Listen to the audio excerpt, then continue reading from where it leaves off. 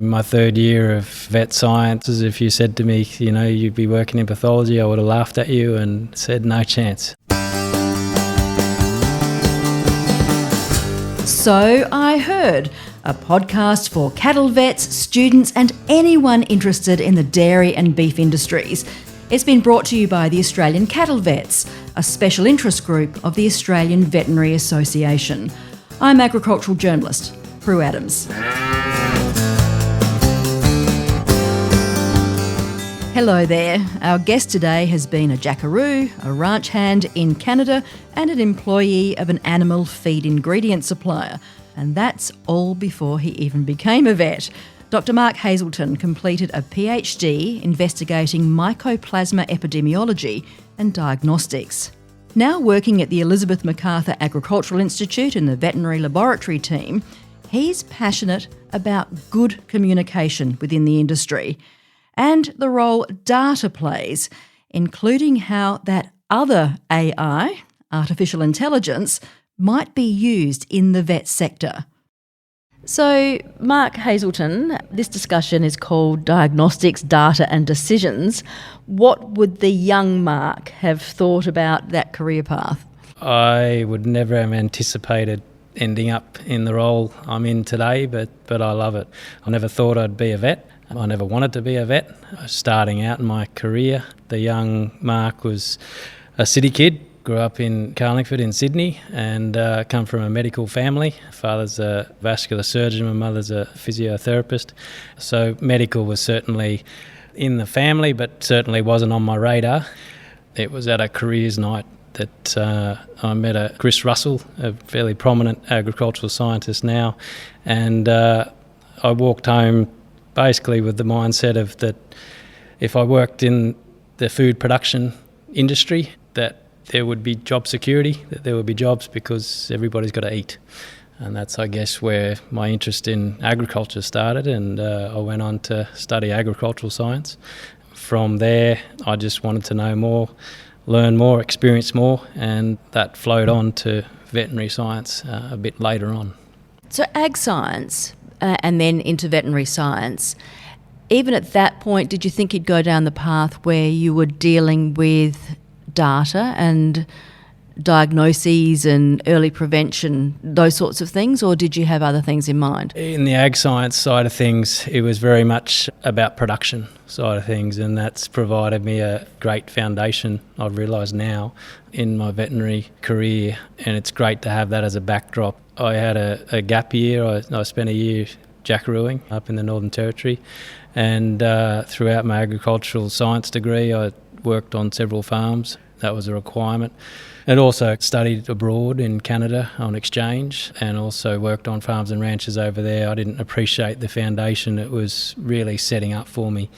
And I still use it on a daily basis today to be able to relate my veterinary advice or veterinary diagnostics or veterinary interrogation into a problem as to what's underlying, what is the background production system in which I'm working with producers or I'm working with other vets and which they're advising into, because our ideas, our solutions or our engagement, I guess, needs to be practical and needs to be taken up. And so I think it's always pertinent to have a mindset of the production system that you're advising into, so you've got uptake of your advice and you're working together towards the same goal. What exactly is your role now? What do you do on a daily basis? No day is ever the same for me, and that's what I love about it. I can be doing postmortems. I can be on the front line. So when I say the front line, I can be dealing with submissions that come in each day. At EMAI, we can average up to 100 submissions a day sometimes. They can be quite varied from a fecal sample for a fecal egg count through to a full-blown mortality investigation. And so we deal with the paper-based submissions or samples that come in, and we also get bodies in for postmortems. But we also have a communications role, so dealing phones and emails. We've got somebody on the line to take those calls and speak with submitters who are making investigations out in the field, what samples to collect, what tests to choose, or where to next in an investigation. We see oysters, we see fish, prawns, a lot of aquatics. The pig industry, we get involved in all extensive livestock industries, been involved in Japanese encephalitis, for example, there's avian influenza. Our institute also has plants there as well, and so the varroa mite response, that was a big deal for us. So yeah, we get exposed to quite a lot that happens at the production animal or the extensive industries across the state. So when it comes to cattle, what are the main concerns? What are the main biosecurity risks? What are the main diseases that sort of keep you up at night or keep you busy? Yeah, well, hopefully they're not keeping me up at night, because we've got good systems in place to know that should we get an incursion, that we'll get detected early. As far as cattle go, probably the big ones that are up there are foot and mouth disease, lumpy skin disease, and in particular, I guess, is avian influenza. What's happening over in the US, everyone's watching a close eye on that, and we're fortunate at the moment to be the only continent that hasn't experienced that H5N1 strain, that very pathogenic strain that can infect mammals and have the effect it is, particularly in the dairy space. Mad cow disease is another one. So a lot of what we do is surveilling submissions, looking for clinical signs or histories that might be consistent or might be suggestive towards foot and mouth disease or lumpy skin disease, mad cow disease, and might be applying exclusions, or we'll talk with the submitters about applying exclusions if they haven't done that from the field already. Another part of our role is supporting the private vets and the district vets in facilitating those exclusions, what samples to take and getting those samples, doing those tests, having a fast turnaround time and demonstrating proof of freedom. Hopefully that's what we're there for. When it comes to data, what do you think the future holds in this industry? Yeah, data's a massive passion of mine. Working at the State Laboratory at EMAI, we sit on a mountain of data. You can imagine if we're collecting on average 100 submissions a day, but one of those submissions could have 600 samples, 1,000 samples, can have one sample. And we're testing across a whole range of animal species and animal tests. And so it's something that I am working on improving access to our data, working on making that, I guess, more readily available in terms of interpretation and bringing it back to vets and bringing it back to industry in terms of what we're seeing. I mean, it's used for surveillance.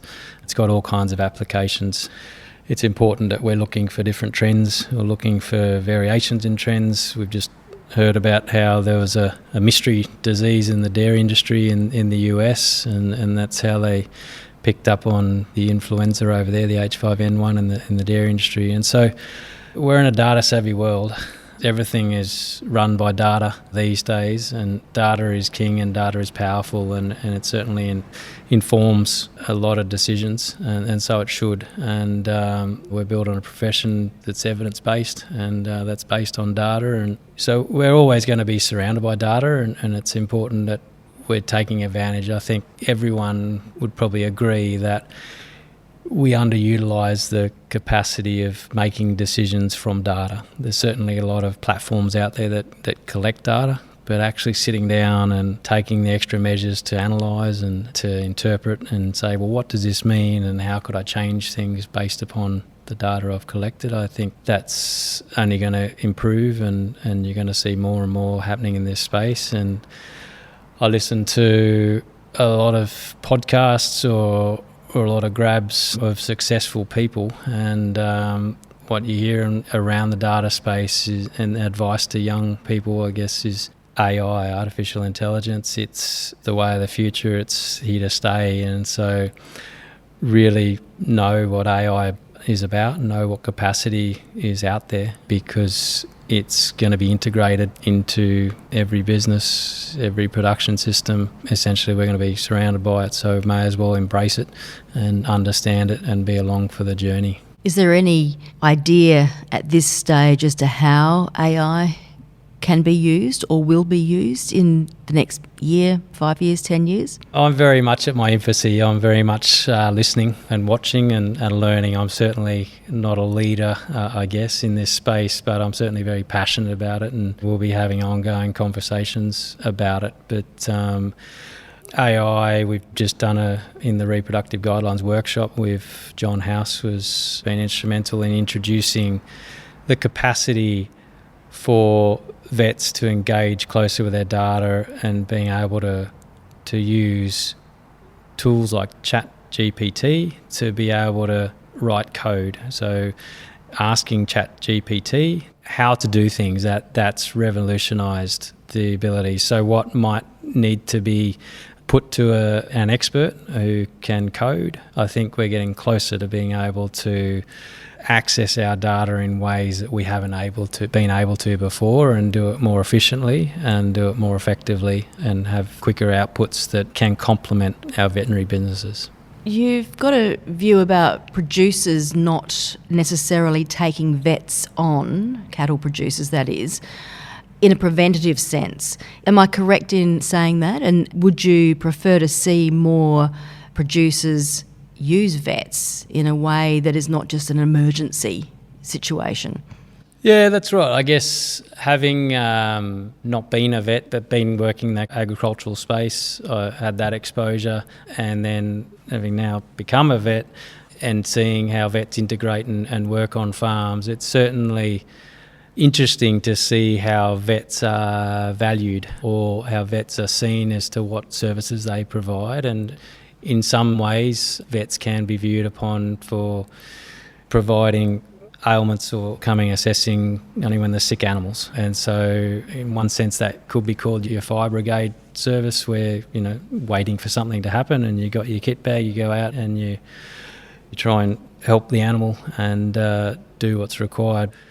That's certainly an important part, but also interested in what's required to, what I call, have a seat at the table. So where the decision making really gets made, and certainly in bigger enterprises, how you can potentially have an influence on the production side of things, and that's where the prevention measures come into it.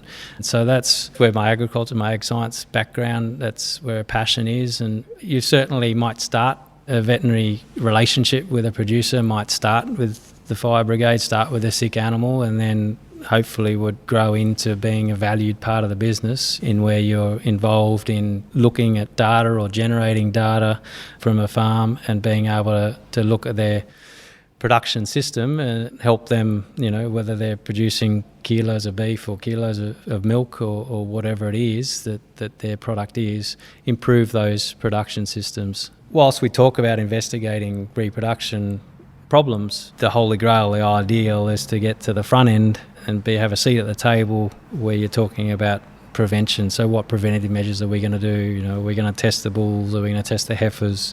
Are we going to appreciate their disease status for different diseases? And so, hang on a minute, if we have got a detection, let's prevent them joining, and let's prevent the spread, and let's prevent a train wreck by becoming aware, by generating data and analysing that data, interpreting that data and putting it into practice. I know communication's a really important part of what you like to see as the bigger picture of being a vet, particularly in the area that you're in. That's something I'm very passionate about, something that is an ongoing focus of mine, and especially my personal development. Communication is what I pride myself on. It's something that I was very fortunate early in my veterinary career at university. We were the guinea pigs. We got exposed to, at orientation, basically day one, a program called the Veterinary Leadership Experience. And it was a program ran by a psychologist and an experienced veterinarian. Kathy Ruby was the psychologist, and Dr. Rick Babose from Washington State University ran this program, and it was life-changing. As a result, I ended up going to the US and doing an extended course of that program, and that really taught me the importance of communication. And really, the animals were the easy part. It's really the owners and the producers, or your colleagues and your friends and your family, how you conduct yourself and how you communicate, how you're perceived. that determines your ultimate opportunity for influence. And finally, what is your message, and I know you have one, for vet students or early career vets? I talk about sometimes the doom and gloom lecture we had in second year uni, where you're basically told you're the profession where you got the highest suicide rate. You're most likely to work your butt off, you work long hours, you work hard, and your pay rates are not great. And that day really hit home for me. But I was very fortunate that I'd had a bit of a life, had a bit of a career beforehand, and so I knew that that didn't have to be the way, and it wasn't always the way. And I'd seen some very successful vets, both in life and I guess financially and running businesses. And so I guess it's keep an open mind. And certainly I said I never thought I'd be a pathologist. I never thought I'd be a vet. Keep an open mind, but also be kind to yourself. I think the perfectionist gene is very common in vets. There's a lot of high achievers. We hold high standards, and that's not to be discredited. That's quite important to have high standards and that, but I think it's picking and choosing when things might need to be perfect, perhaps in a surgery, for example, versus when things are okay but not perfect, and it allows you to get on with things. I think decision making is something I tell students that come through our laboratory every fortnight, that get comfortable with making decisions, because you got to make a lot of them, and get comfortable with making the wrong ones or making mistakes and failing, because if you're not making mistakes, you're not trying hard enough, I guess. But I try to implore to them that try not make the same ones over and over. Yeah, getting comfortable with making decisions and being prepared to make the wrong ones and learn from them. As someone who has a daughter in the final stages of her veterinary medicine degree, I think that's a great message. Thanks, Mark. Thank you, Prue. This has been So I Heard, a podcast commissioned by the Australian Cattle Vets, a special interest group of the Australian Veterinary Association. Background briefings by Ian McDonald. Editing and post-production by Drew Radford at Pod Talk. Music by Stuart Day. I'm Prue Adams. Thanks for listening.